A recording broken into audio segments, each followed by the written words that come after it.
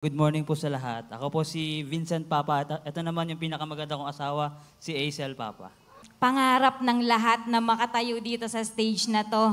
At alam ko, each and every one of us, dinidesire na may ma-share tayong great testimony ng buhay natin. Amen po ba? And alam niyo po ba, ayan nga po, kami po ay mag-asawa. And ako po ay bata pa lang po nasa church na ako. So since nag-start ang Raining Light po, ayan, nasa church na po ako. That was 2008. And estudyante pa lang po ako noon. Hindi able, walang kakayanan sa kahit ano. Dahil estudyante pa lang. And every time po na may mga conferences, every time na may mga gastusin sa church, ang thinking ko is, sagot na ako ng pastor ko, sagot na ako ng pastora ko.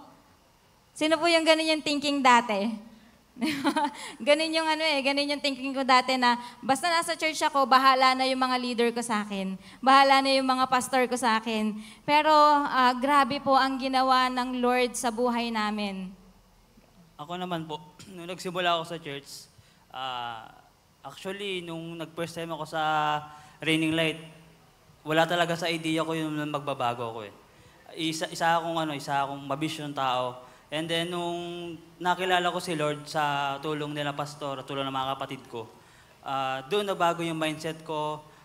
Isa akong dakilang tambay, pagka nag-inom, naiiwan sa kalsada. Hanggang sa makilala ko yung church, tapos nung nasa church na ako, nakita ko ang asawa ko, naging crush ko siya ng 7 years. And then, hindi niya alam yun. Naging crush ko lang siya kasi totally, nung habang nasa simbahan kami, is magkaaway kami. Lagi niya ako inaaway sa mga design about sa church. Kasi nagkaselos na siya kasi sabi niya, dati siya yung gumagawa ng mga design para sa church. Ngayon ako na raw yung pinapagawa nila pastor. And then hindi ko alam na ganun yung situation namin. Kada maggagawa kami, siya yung, lagi kami nag-aaway, ganun. And then dumating yung time na tawag dito, yung, kumbaga nag-pray ako kay Lord, sabi ko, Lord, kung sino yung babae na ipapakilala nila pastor sa akin, yun yung babaeng para sa akin.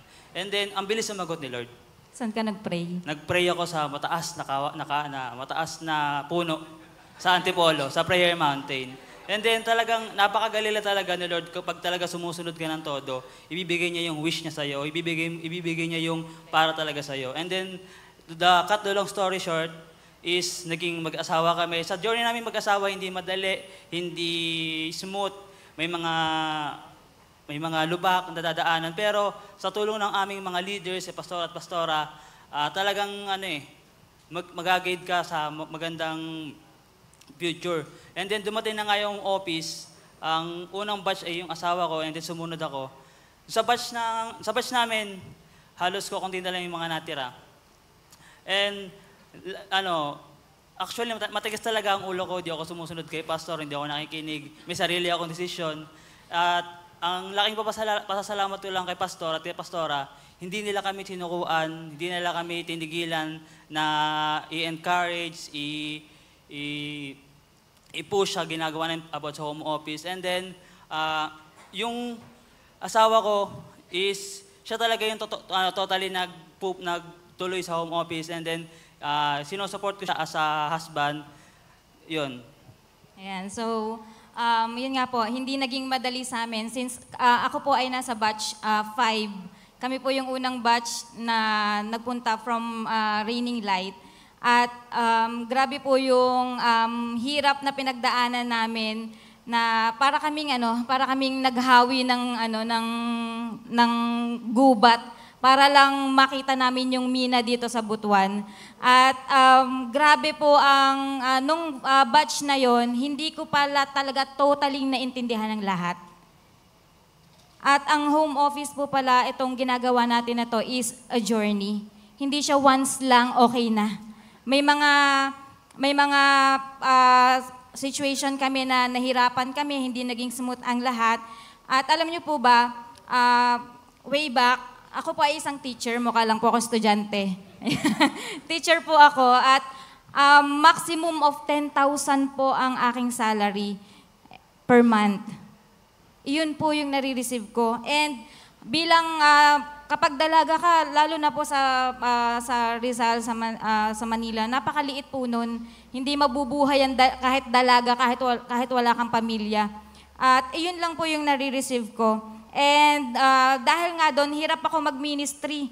Kapag ka may mga conferences, ang hirap magbigay. Kapag ka may mga mentoring, ang hirap magbigay. Kasi bakit? Kulang yung nare-receive ko. And even sa discipleship, hirap na hirap ako. May mga times po na even pamasahe, wala. Dahil nga kapos sa finances.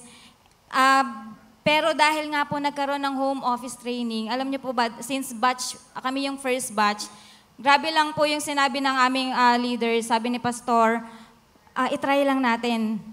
Then nung time na yon, hindi namin alam kung anong dadatnan namin dito, pero sumunod lang kami kay Pastor. By obedience lang ang lahat talaga. Hindi ko alam kung saan ako kukuha ng pang-registration fee, pangbayad sa ticket, sa lahat.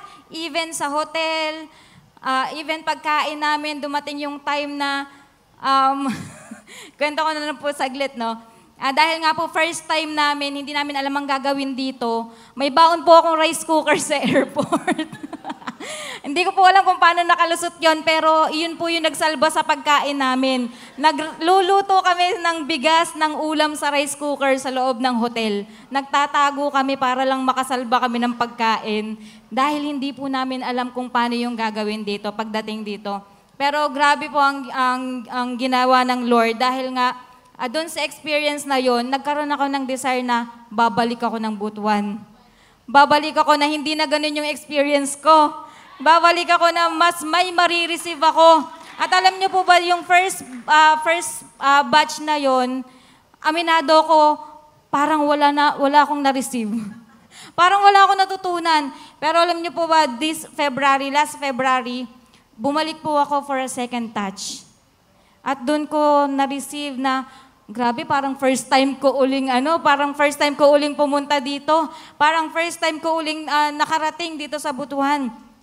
And yung pagbalik ng February na yun, by obedience pa rin kay Pastora. Wala na akong balak talagang bumalik kasi sabi ko, ay nakapunta naman na ako. Pero sabi nila para ma-refresh, para ma-renew kasi baka kasi hindi na nga nagiging effective sa amin mag-asawa. And dun sa pagbalik na yon, dun ko na-receive yung fresh fire, fresh touch, and fresh anointing coming from the Lord. At alam niyo po ba, because of that second touch, naging mas malinaw sa akin ang lahat. And dati ang ministry namin ang ministry ko personally, 17 lang ang maximum na tao, pero ngayon po, kompleto na yung 12 dahil sa home office and building 144, dating 17, ngayon meron na po akong 54 people under my care. And sa mga conferences, dati ako yung nagpapalibre, ngayon ako na po yung nanlilibre sa mga disciple. And sa life group, ayan, dati chichirya lang pagkain namin. Ngayon, even sa mga restaurants nakakapunta kami may mga disciple ako, first time lang nila mag-Starbucks, first time lang nilang pumunta sa ganitong kainan, first time nila mag-Samgyup. Alam niyo po yun na napapa-experience natin sa kanila yung ganon. And as of this moment po, 10 dun sa mga disciples ko is nasa home office and 5 po sa kanila is nakarating na rin dito sa Butuan as a CEO. And additional 1, meron po akong kasama ngayon na nasa training din po. At dati, yung 10,000 na monthly income ngayon po is 6 digits na. At alam ko, hindi lang yun mag-stop doon. Kasi bakit hindi po tayo covenant thousander? Lagi yung sinasabi nila, Pastor, hindi tayo covenant thousander, we are covenant millionaire. At yung 6 digits na yon, we are aiming na magiging 7 digits, 8 digits, and so on.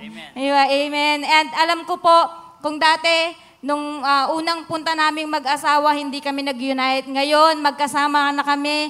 We believe and we are claiming na sa pagbalik namin ng Rizal, talagang irarakrak namin, itotodo namin sa pagsunod sa Lord and syempre sa ministry and sa ministry. And again po, maraming salamat for this great privilege and all glory belongs to the Lord.